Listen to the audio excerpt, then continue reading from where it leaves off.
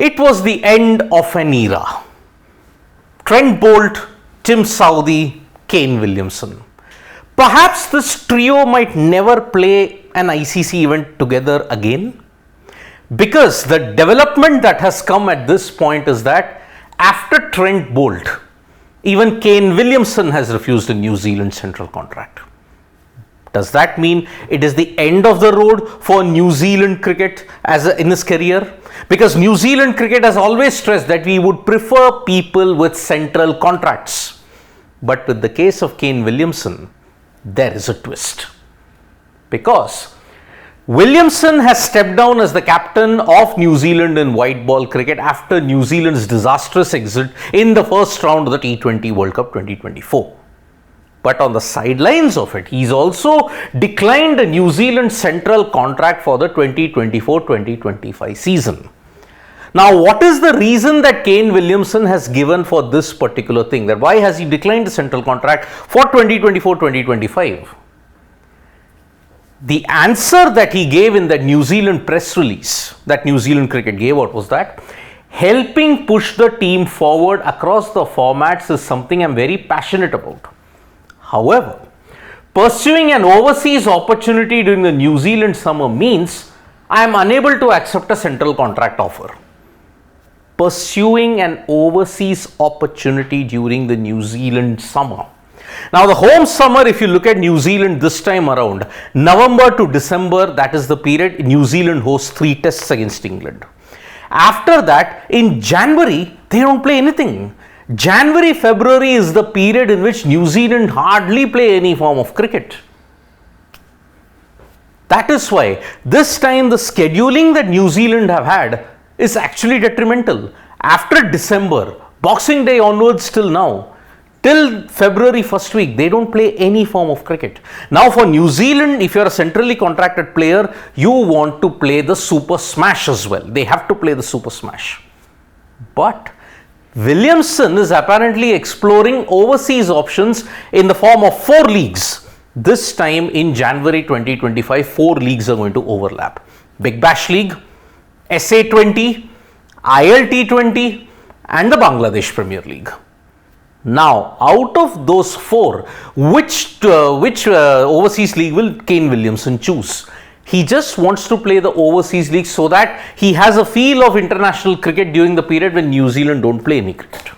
So that is why he's opted out of a central contract in 2024-2025, because he wants to explore any of the 4 leagues which will give him the chance. SA20, ILT20 will anyway be side by side, so that's why he'll have to choose either one of them. Whether he chooses Big Bash League, that is a different thing altogether. Now everybody will say, oh, he's gone the Trent Boult route, meaning that Trent Boult was the first who had declined a New Zealand central contract and he became a T20 freelancer. Now, Boult's condition was that he will be available for New Zealand cricket if and only if they required him to be. So he was there even for the ODI World Cup, he was there for the T20 World Cup, but apart from that, Test cricket and all the other things, bilaterals, he's made himself unavailable. Now, the difference is here. Boult will only be required if the team decides that he wants to be. But Williamson has reiterated his long-term commitment to New Zealand. Now, what does that mean? Playing for New Zealand is something I treasure and my desire to give back to the team remains undiminished. So, this is where the basic twist comes. The twist is Williamson won't be available for international duty just for 2025, but he will be available for tests and ODIs. He will be part of the WTC. He will be part of the Champions Trophy. Williamson is open to a central contract in 2025-2026, because by that time you will come to know, this time because the Champions Trophy is in February, everything has been totally, if you look at the T20 leagues, have been bunched up. So that's why Williamson's explored this opportunity. 2025-2026 he's open to a central contract. So that means his career with New Zealand cricket has not come to an end. But what about that New Zealand diktat? That New Zealand's cricket board will only consider players who have a central contract. They did it in the case of Trent Boult. Now in the case of Williamson, New Zealand cricket have made it clear they are okay to have an exception. We are ready to make an exception for Kane Williamson because he's been their best captain, he's been their best batter that they've ever produced. So New Zealand cricket are okay with this exception only in the case of Kane Williamson.